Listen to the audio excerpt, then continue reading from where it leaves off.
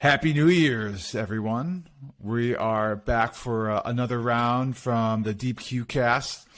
You have with you Robert Ridzak, your host, along with our incredibly courageous and notable co-founders Carlos Zendejas and Matt Reed of Deep Q Digital. They are sprite, well rested over the holidays, ready to kick 2023's ass.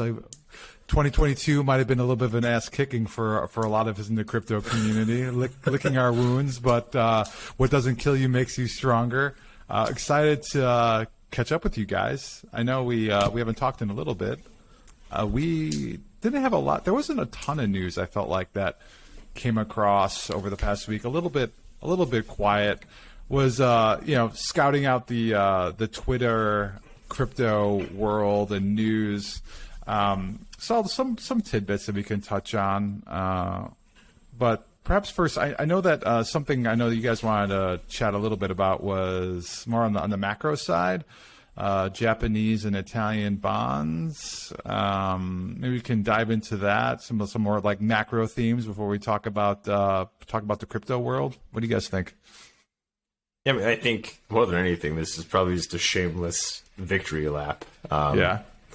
I think the one of the bigger pieces of economic news coming out was the Central Bank of Japan doing an unannounced bond purchase, which is pretty much kind of what we talked about and predicted the last time around, right? They're very much in between a rock and a hard place, and they're needing to go out and intervene directly in the bond and currency markets in order to keep their macroeconomic policy in line with their expectations. I think this is going to be a huge, huge, huge story coming into 2023.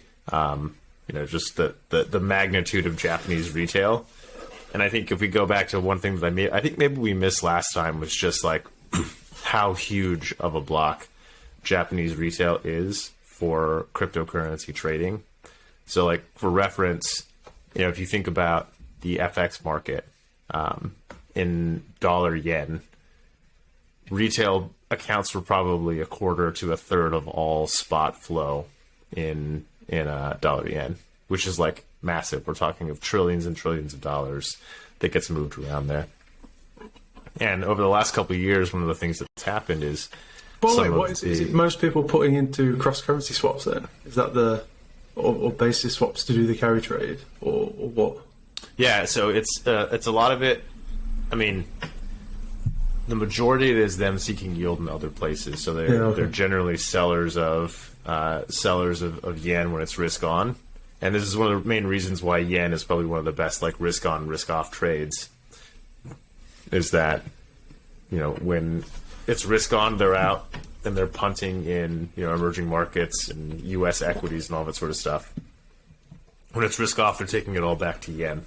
So they account for a huge, huge, huge part of the Japanese, so you have just the total like dollar yen landscape. And if you talk to a lot of the guys that work at these Japanese yen retail brokers, we're talking like Owanda, Rakuten, SBI, like they've all had to open up cryptocurrency brokerages. Like little known fact, like SBI actually owns B2C2, or we're one of the primary investors in that. And one of the primary reasons is Japanese retail just loves crypto. Right? For them, it's a great way for them to, get fantastic yield and exercise sort of a risk on play. So if there's a risk basically of a lot of those, Japanese dollars coming back to Japan in order to earn more yield, then I think that is a huge story. And I think what we're seeing right now is the Japanese central bank is sort of like doing its best to fight and keep yields, of their bonds in their target range. But like, there's only so long that can last before they get wiped out. So that should be a really interesting story, at least for me to watch over 2023. Yeah, agreed. And I think the other thing that you touched on last week was the Italian bond CDS spreads widened. It's getting more expensive for them to fund.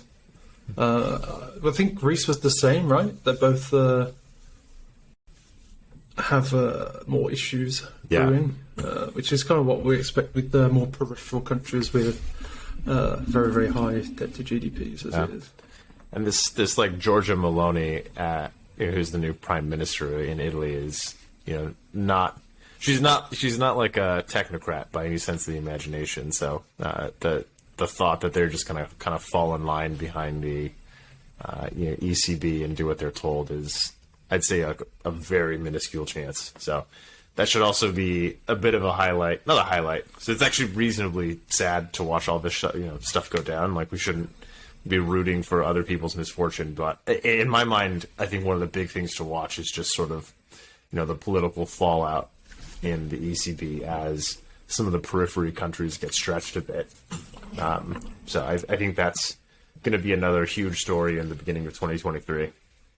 How do you think that's going to impact the crypto markets in general? I mean, so you have, I don't know. I've never heard of any interesting projects in the crypto world coming out of Italy. No offense to Italians out there, but I don't know. Like, how do you guys think this is going to impact the markets in more general? Obviously, there's going to be a lot of strain on those more economically insecure countries in Southern Europe.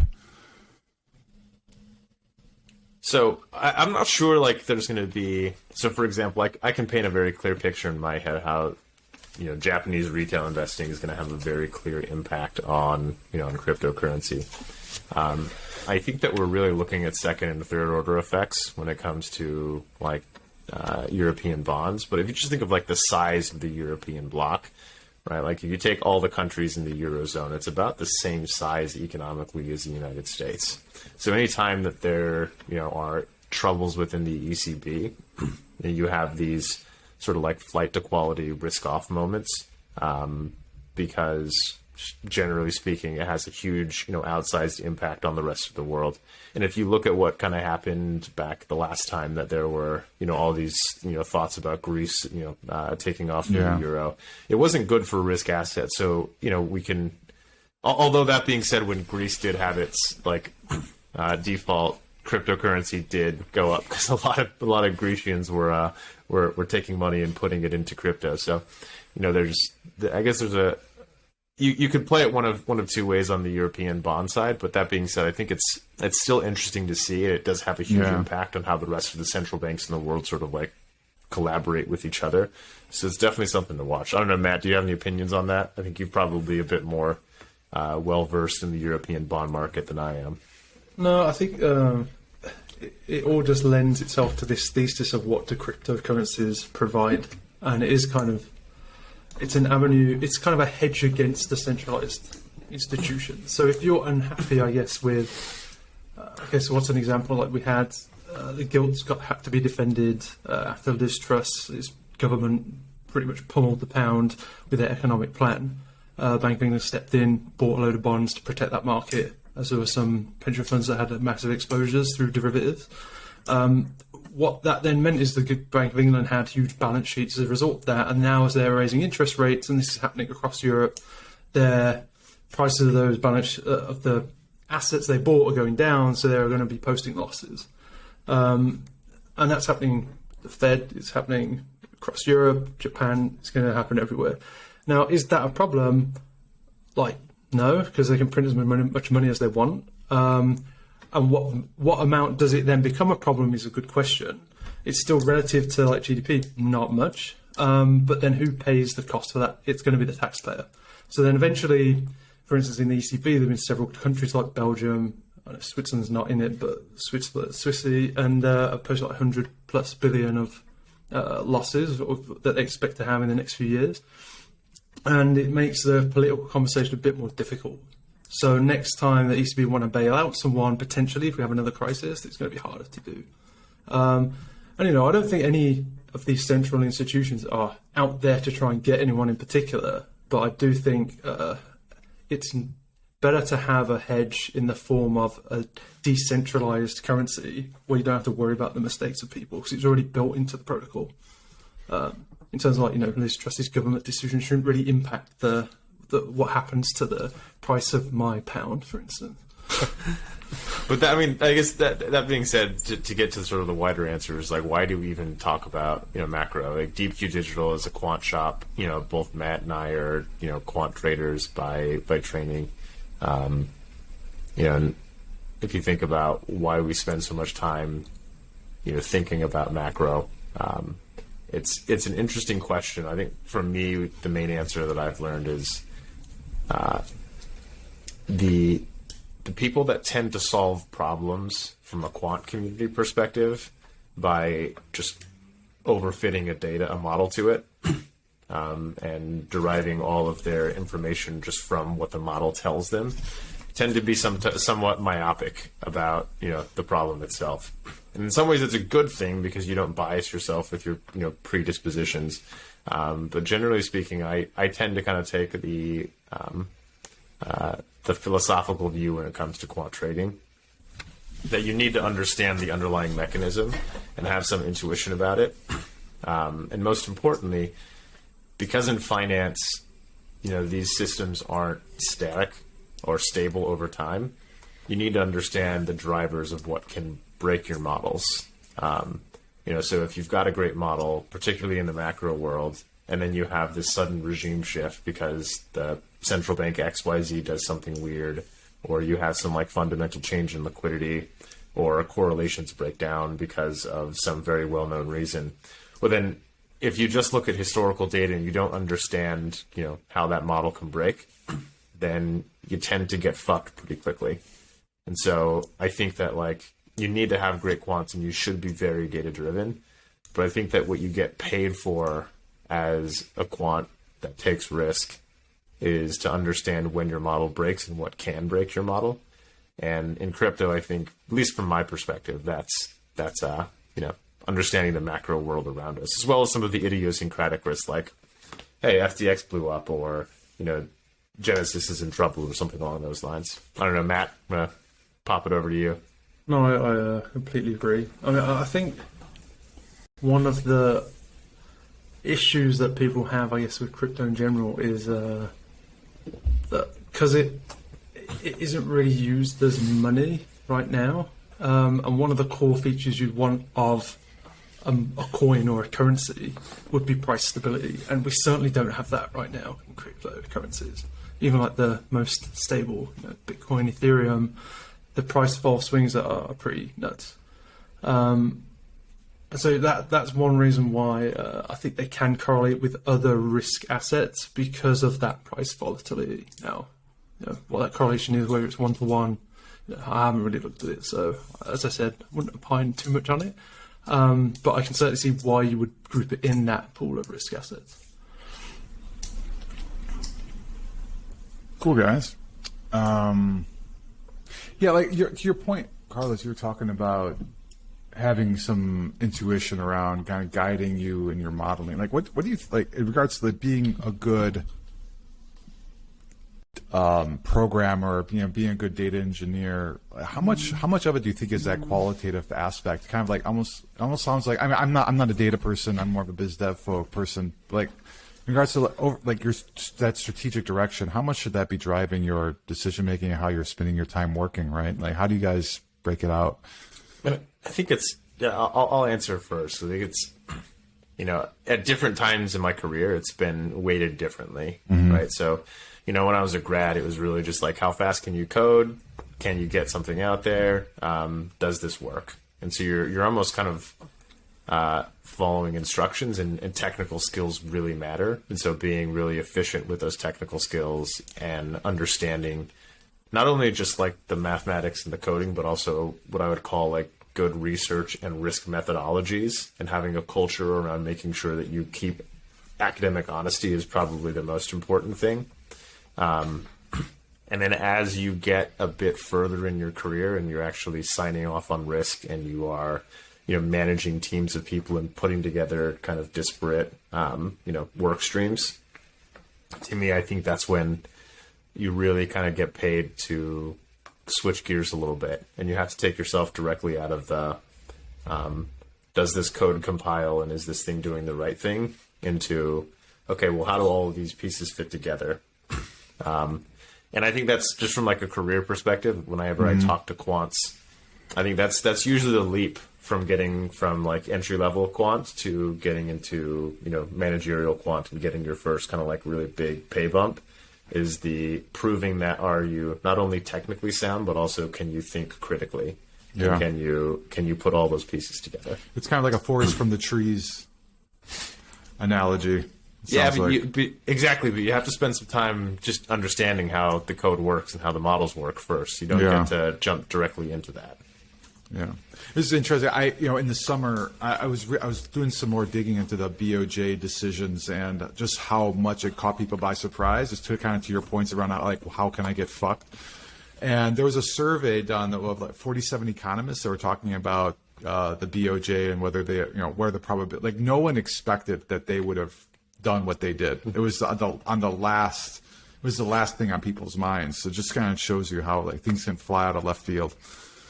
Yeah, I mean, I think there's also part of like developing the repertoire of understanding how you can get fucked is that you actually kind of need to get fucked a couple times, and hopefully like it sounds terrible, but I think everybody throughout the course of their career, like I can count a number of days, and I remember them very vividly where it's like, oh shit, we got fucked, and part of those comes from like big economic surprises like the Swiss National Bank depegging, Brexit, the Trump election surprise.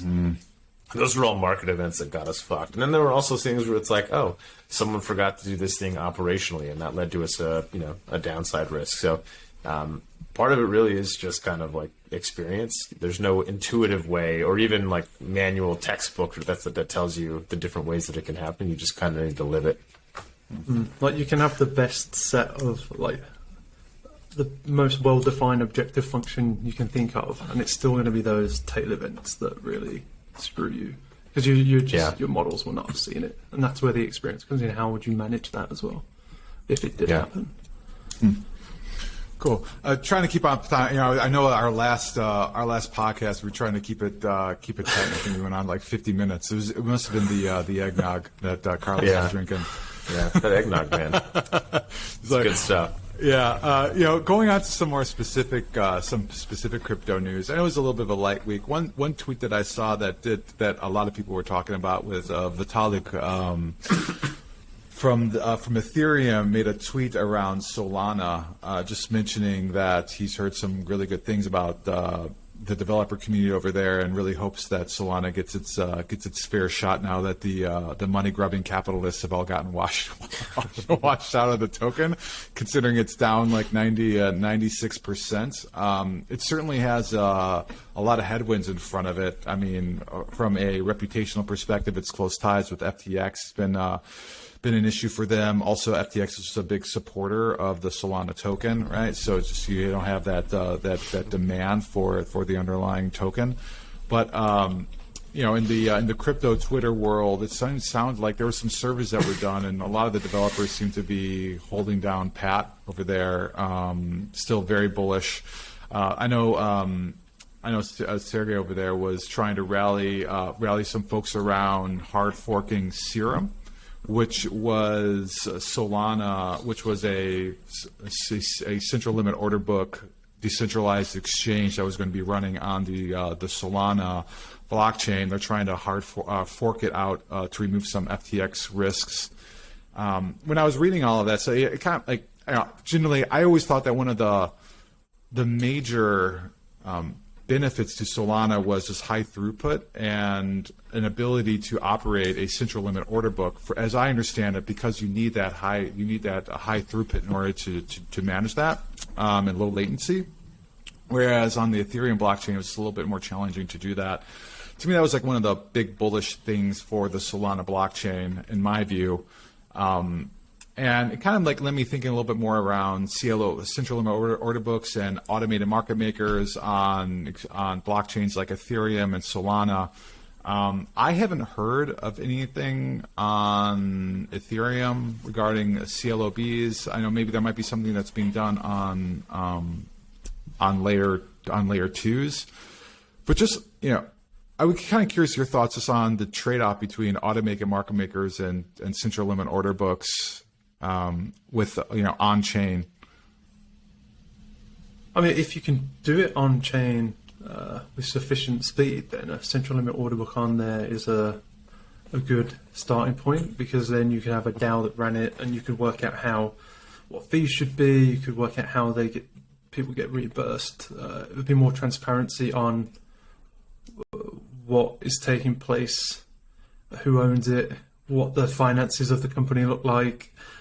A lot of that stuff you kind of get for free with the transparency of a DeFi business structure, as opposed to Matt, for my mom back in Nebraska. Could you give explain it like a 5 differentiator between a central limit order book and a automated market maker liquidity pool? Okay, so you have a buyer and seller that want to trade something. A central limit order book, that a traditional one is public. Everyone can see it. Think of it as just eBay. People put something they want to buy, something they want to sell, and then the buyer will go on eBay, find the thing they want, and they'll match off and then buy that thing. The difference is in an order book, you'll have people doing both. So you'll be buying and selling, and if you're willing to wait, you post those orders into the order book.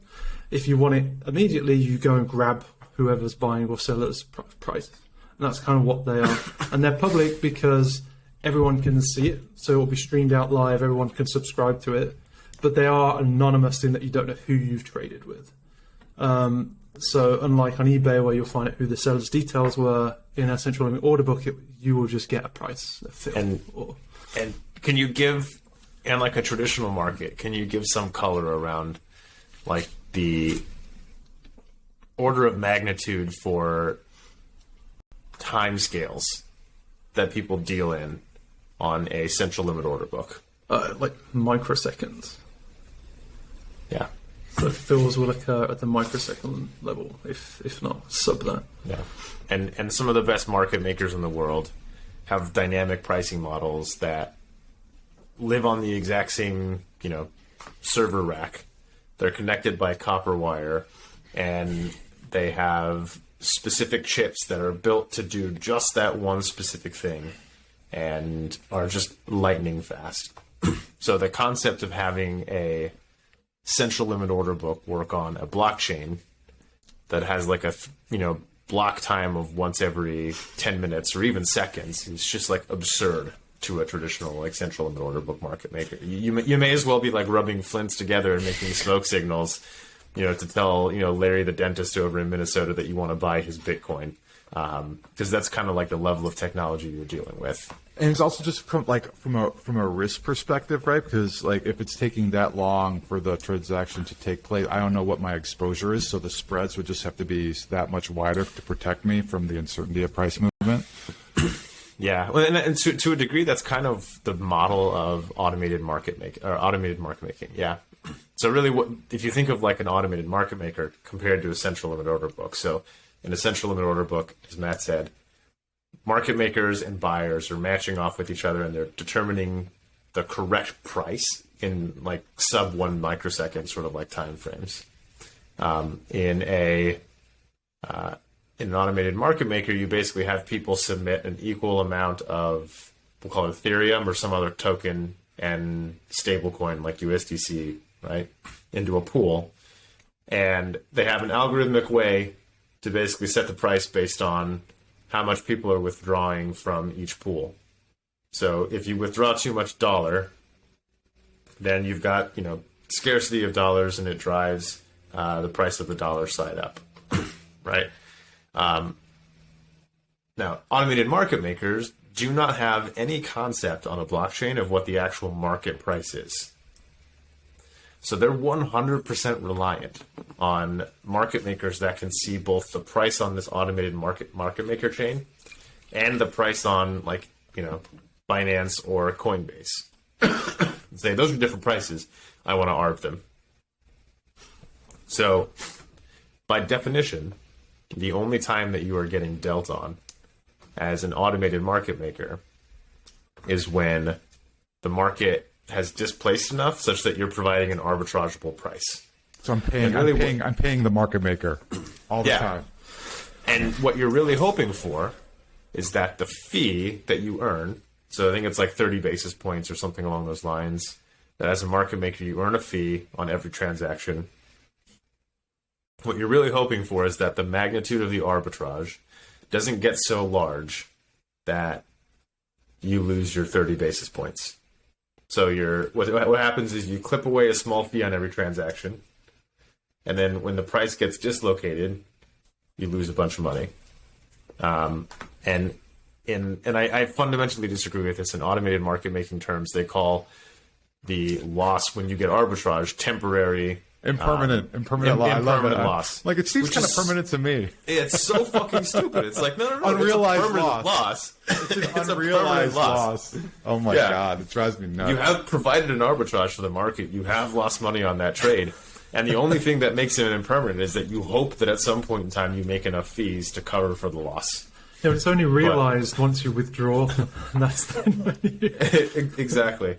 So when you look at like a lot of the liquidity pools and automated market making things, one, it's very capital inefficient because you have to put a bunch of money in. And that's my issue with it, to be honest. Yield. That's my main issue with it. Yeah, so it's like I'm getting armed to death. I'm maybe at best making like 5 to 10%, unless I'm in like some super illiquid pair where it could go to zero or it could go up by 10,000%. But like either way, do you really want that kind of risk in your portfolio? Yeah. I think they're trying to add some new variants where you can actually set the price levels as well. So you get a little bit more like a central limit order, because that's the big difference. You can be capital efficient because you can choose the size and the price level at which you trade. But I mean, that's not... I'll say this. As a market maker, I would be more excited about arbitraging those AMMs than providing liquidity to the AMM. Just because I don't think it's efficient enough, and I don't think the throughput makes it fast enough to be able to handle it.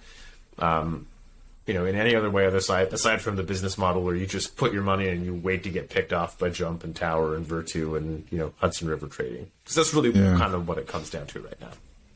Yeah, because it kind of seems, I mean, this is a little philosophical, but it feels like for the future of transactions on chain, there really needs to be a central limit order book for transactions to be done in a efficient way. Yeah.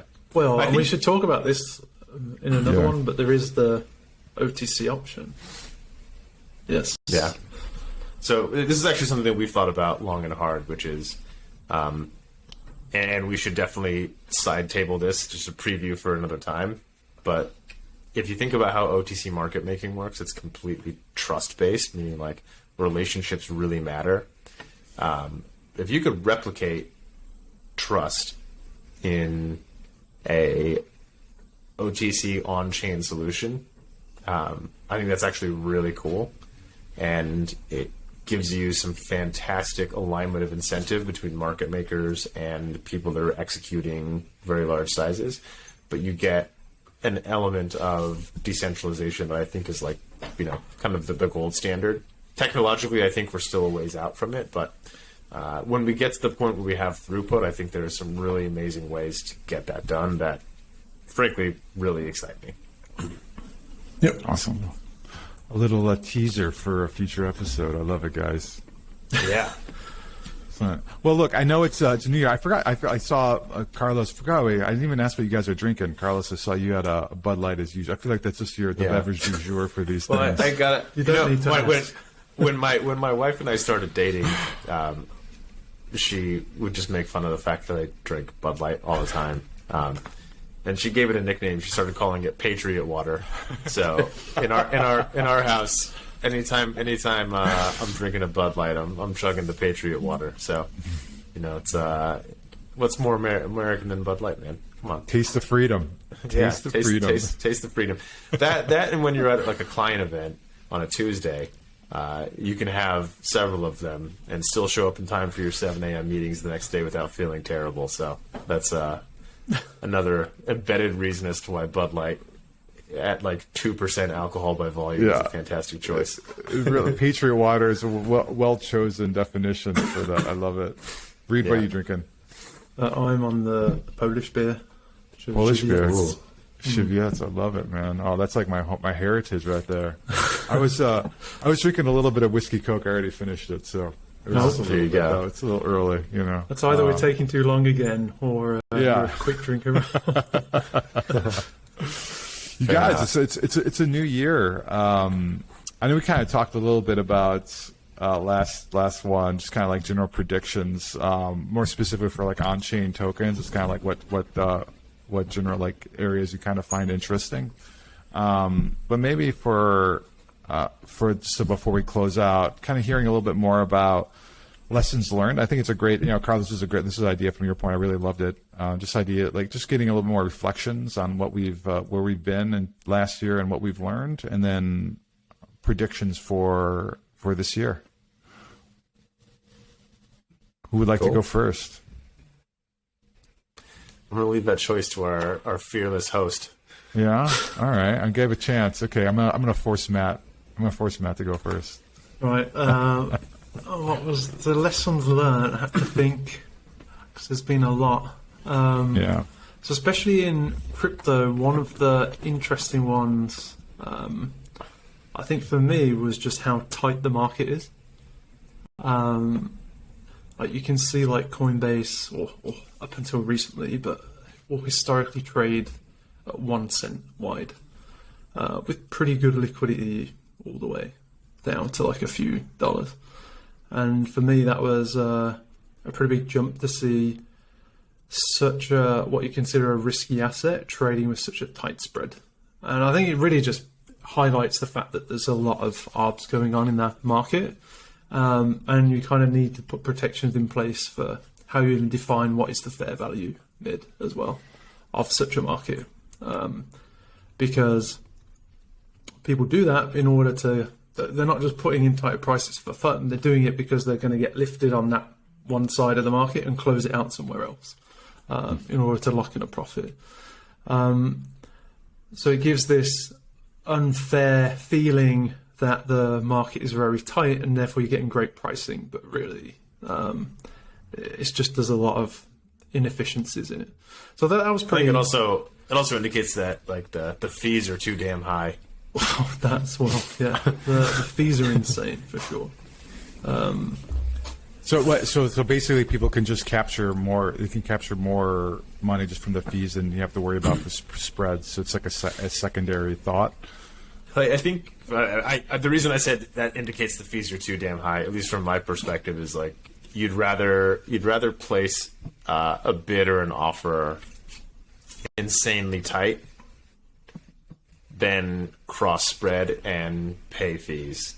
Because if you go to like Coinbase or whatever, the spread might be 1 penny, but then the fee you would pay on that transaction would be like 1.5% if you were crossing the market. So people like try and game it a little bit, and there's a lot of super tight prices because people would rather avoid paying a taker fee.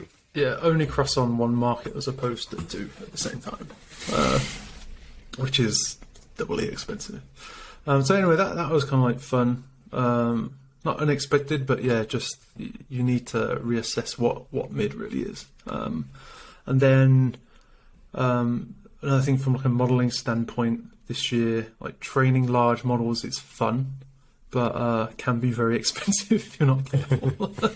Like having a lot of cloud compute at your fingertips is great. But yeah, trying to get some complex models to converge is actually it's a bit more of an art form to make sure you do that efficiently and use the like GPUs, CPUs in the right way. So yeah, I spent a lot more time doing stuff locally and then shipping it off when I was happy, as opposed to just slamming cloud. Maybe one day we can just slam the cloud, but as a startup, yeah, you got to keep costs low. Sort of my reflections were. Obviously, I think we talked about this in our first episode, but I had my second child this year, and Ooh. yeah, so Looking fresh. Oh, there you go. I think the thing that I've learned throughout this entire thing is, to leave a very high-paying job in a prestigious industry, and to like call up your buddies and say, "Hey guys, do you want to just fucking like take a massive risk, and do you want to do something cool?"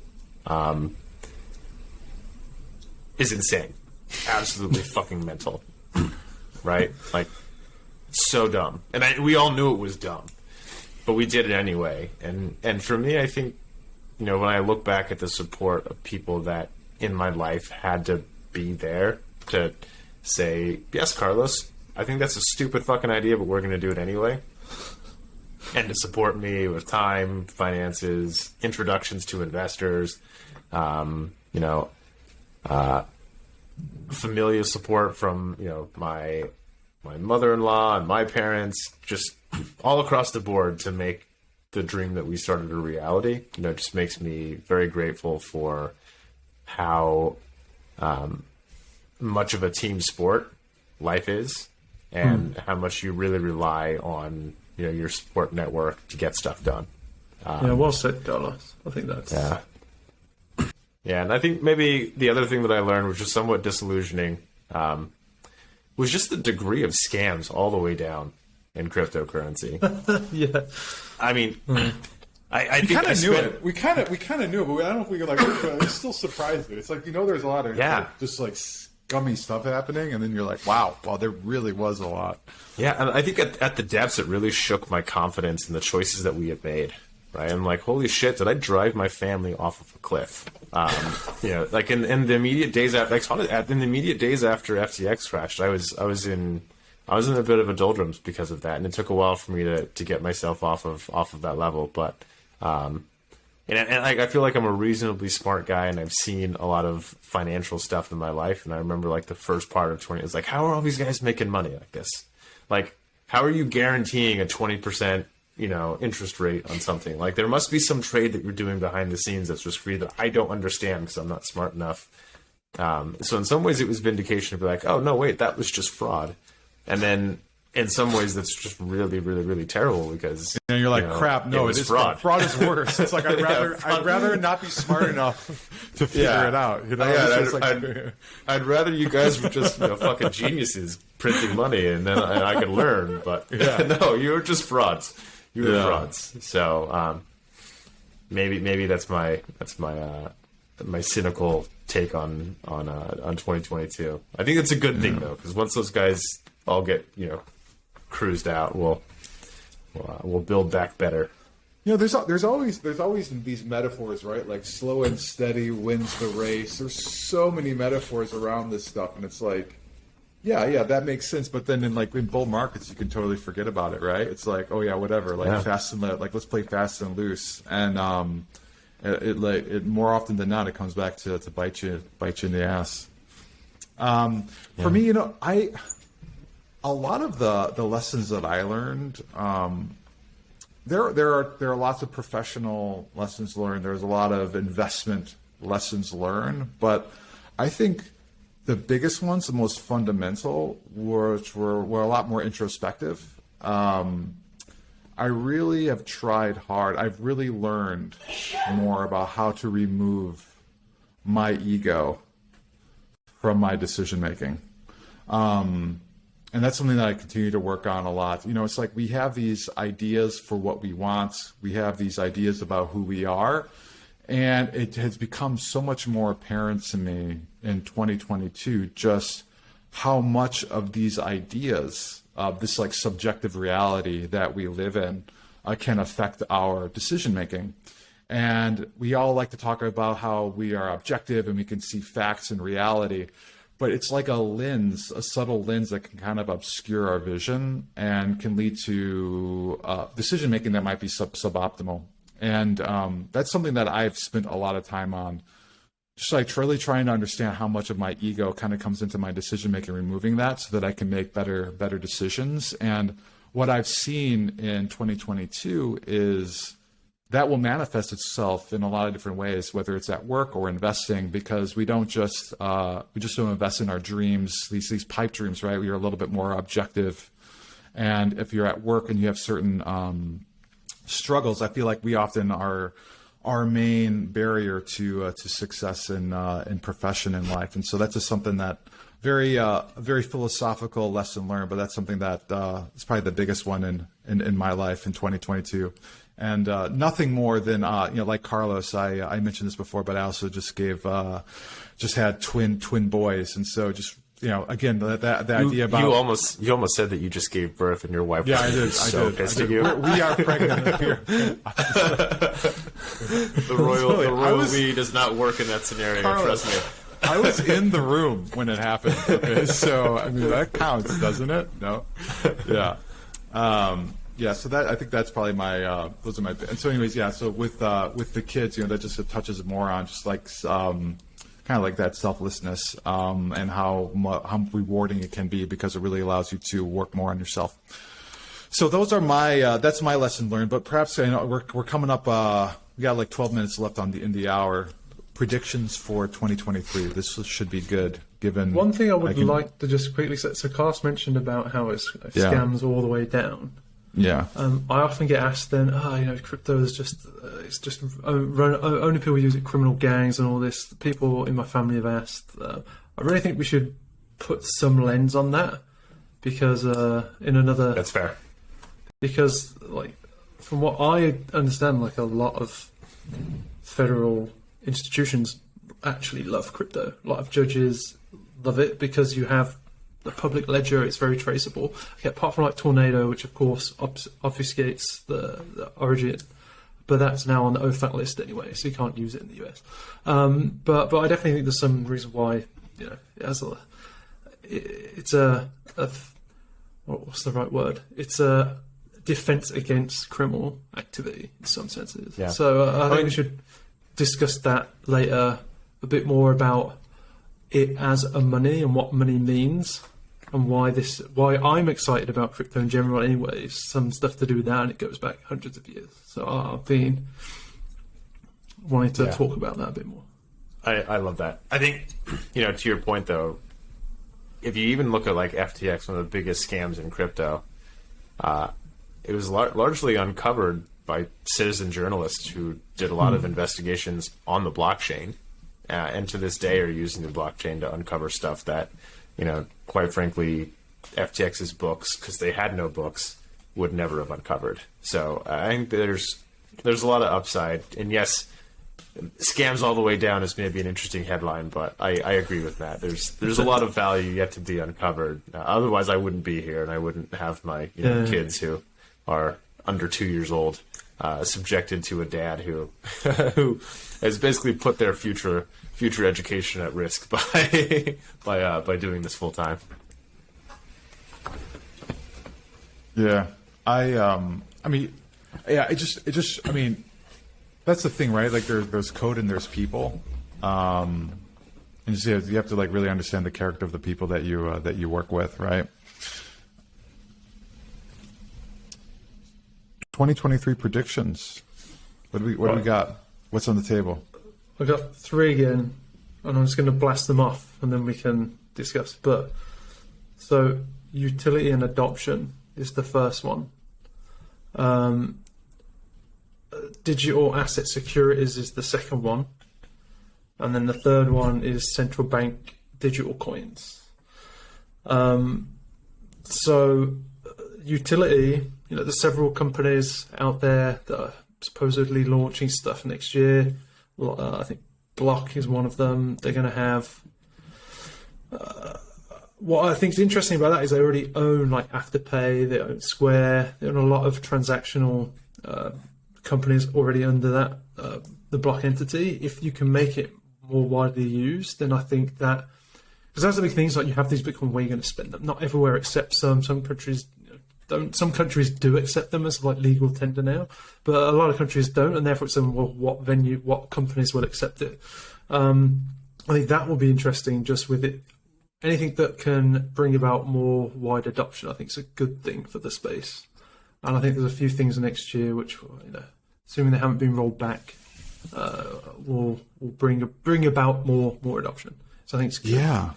To your point, I saw something about I think Visa was trying to get into this as well. I think they announced some partnership with a layer 2 on Ethereum, Starkware, for payment options. It's interesting seeing some of these big Goliaths come into the space. And MasterCard as well. So I think that there's definitely how they're entering. Is it just for blockchain tech, or is it actually then to enable payments with separate currencies? I don't know how deep some of those are going to go, but I think there's definitely some interesting things on the agenda for next year. And then to the digitized one, so what digital asset securities, I think that is a huge market. And so we've talked about what is a security and stuff in the past. So this isn't like a crypto asset, like a currency per se. This is more talking about legal securities that are then encoded to then be distributed on a blockchain. That I think is a huge market, private placement, and what's the main one? The alternative investment market as well. They're kind of like the two places where this is ripe for disruption. So Securitize is one of the companies that offer that. I went to a talk of theirs last year. Very interesting guy at the forefront of it. They've got a product out on Avalanche. I think that's going to open up a lot of areas for alternative investments to the wider public. Now, you have to be a credit investor, still KYC and all that, so it's not for everyone, but I think that's a big piece of news for next year. And they're kind of SEC registered as a transfer agent as well. So that's the other key thing. And then the other one, central bank digital currencies, it seems like they're coming. The Fed tested them a month or so ago with several banks. I haven't heard much else about it other than that, but I think that's going to be a pretty interesting development over the next year or two for sure. I had heard something too that the U.S. is also starting to do a pilot program too with MasterCard and a couple of others. I have to dig up. I think it came out a couple of months ago. Cool. Interesting. Yeah. Carlos, predictions? Yeah, my prediction, dovetailing off of Matt's, is that the best companies of the next cycle are going to be built right in this bear market.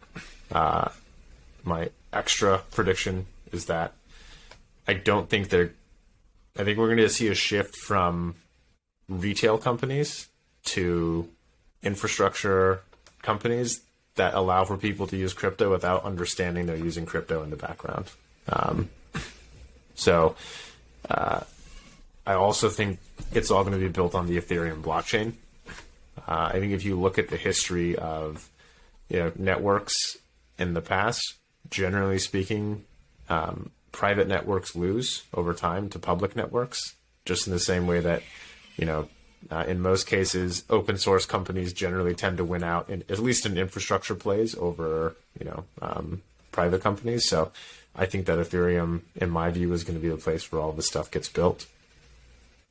My other one is that I do not believe that the crypto community is dead. I think that we're going to see a massive influx in developers and builders over 2023, regardless of what the price is. I think this is going to be a pretty huge year for building real projects versus, I think, previously a lot of the hype and momentum was around people pumping quick schemes. So I think this is generally a good thing. A lot of the tourists leave in a bear market, and you get people that are actually building. So that's probably not a real prediction, but I think it's going to be a trend for 2023. And and this is maybe a bit out there, I think bond vigilantes force the Fed to pivot in early second half of this year. And in between that time, I think that cryptos will likely trade sideways and will be mostly macro headline driven. Maybe with a slight bump when Digital Currency Group resolves its bankruptcy. But I think that's the next bull run. Fed pivot, back half of 2023. You heard it here first. Love it. Love it. Love it. Yeah, I definitely like, pivot, dovetailing off of your predictions. I feel like we hit a bottom. If I were to make a bet, I would bet that we hit a bottom in the broader crypto markets next year. Yeah. I think we're close to the bottom. It feels like it. I mean, just given the FTX news and given the blue chip cryptos like Bitcoin and Rob, Ethereum. I'll do you one better. I think I'm Yeah. going to call this is the bottom. You think this is the bottom? I think we've bottomed. Okay, I'll bet you a Bud Light. I got plenty of those. Give me I'm something better. sorry, Patriot Water. I bet you a 24-pack of Patriot Water. Dunzo. Dunzo. Yeah. I think that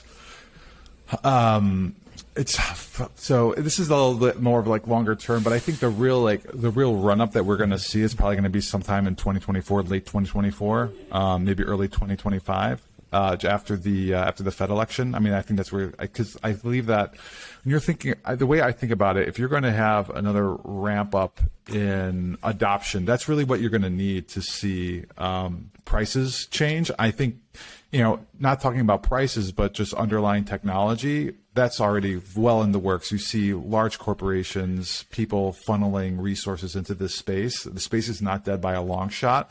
Real work is getting done now that all of the people looking for quick money have been washed out. But if I think about, obviously crypto kind of goes through these boom and bust cycles. I think on a pricing perspective, we'll probably see a ramp up more towards the late of 2024. I think a lot of that's going to come from increased transparency on regulation, which will allow a wider set of adoption. For example, ETF finally getting approval. Those are mine. Love it. Gentlemen, it's been a pleasure.